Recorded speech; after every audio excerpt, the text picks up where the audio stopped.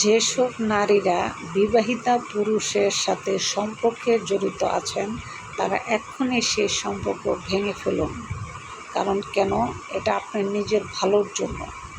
সবসময় একটা কথা মনে রাখবেন, বিবাহিতা পুরুষ কখনোই আপনাকে ভালোবাসে না।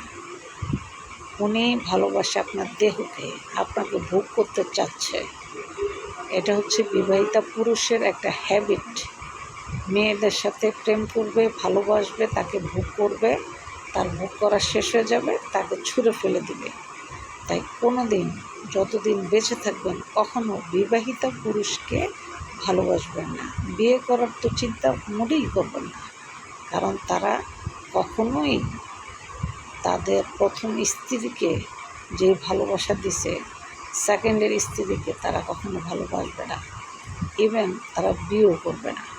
তাই যদি আপনারা কেউ বিবাহিতা পুরুষের সাথে রিলেশন রেখে থাকেন, এখন সেই সম্পর্ক ভেঙে ফেলেন, অন্ততপক্ষে ভালো থাকার জন্য,